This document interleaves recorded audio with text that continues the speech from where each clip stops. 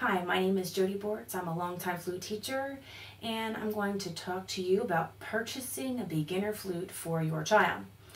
In my years as a flute teacher, I have seen a lot of instruments. I've worked with some really great dealers. This instrument is a Dijou DZ200 provided by Flute Pro Shop out of Wilmington, Delaware. I've seen some pretty shady outfits selling some pretty terrible instruments at outrageous prices. So my thought behind this tutorial is to help you to avoid some of the pitfalls that you could run into in purchasing an instrument, and hopefully help you to find one that will be great for your child. Now, my first recommendation is that you should find a flute teacher before you find an instrument. Quite often we go out and we buy our children things and then we figure out how to use them later. But this is a big purchase, an expensive item. Even if you're not going to take lessons, you may be able to get some coaching from someone who knows a lot about flutes, or at least more about flutes. So I recommend finding a teacher before you find the instrument. First, you're going to want to consider the age and size of your child. As you may notice, this is a curved head joint flute. I start almost all of my students under the age of 9, 8, definitely anybody 5, 6, or 7 years old on one of these curved head joint flutes. The reason being that for smaller arms it's much more comfortable. The longer flutes, their short arms might not reach all the keys this way out.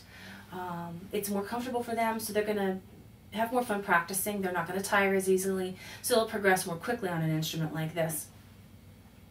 And some models like this one come with the optional curved head joint, so that when your child grows, you already have the straight head joint that you can add later. This then can be resold. Some other reasons I recommend purchasing rather than renting long-term: the cost. The sheer cost of the rental agreement is sometimes going to cost you more than a high-quality instrument that you buy outright. So you would obviously be getting a better instrument, more instrument for less dollars if you can make that outlay up front. Second of all, quality. Rental instruments are notoriously not bad, but lesser quality. Oftentimes they've been rented by someone before, maybe they weren't cared for. A newer instrument or a refurbished used instrument is going to have more life to it. And again, if expense is an issue, talk to your flute teacher. They might know a reputable used dealer or be able to help you find a used instrument in your area that would suit your child. When you're choosing a flute, there are certain clues to the quality of the instrument. First of all is the brand name. There are some brands that are better than others. As I said, this is a Dijou. These are fantastic instruments. They've just started making them in the last few years. Second is the appearance. This, obviously, you can see is shiny. It's actually silver plated. If the instrument has anything that looks like blemishes in the metal, pits, things that look like pits, if the keys appear to be worn, what else? If the keys click when you push on them, don't buy that instrument. It's going to be nothing but heartache.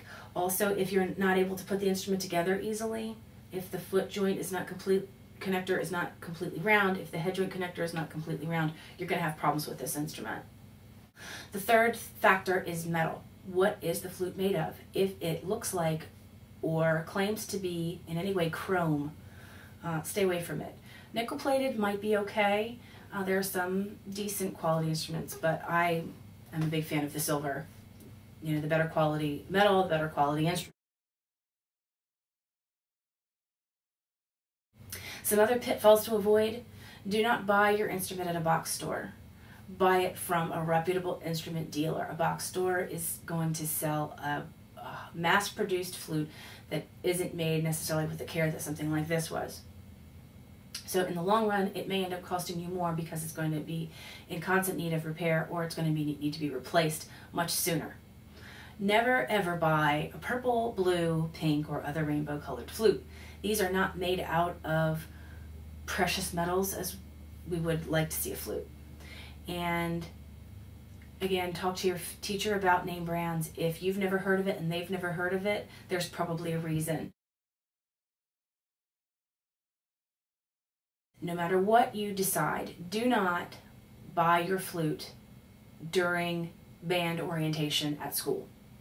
Even if you're going to buy the instrument from that dealer, don't buy it at that time.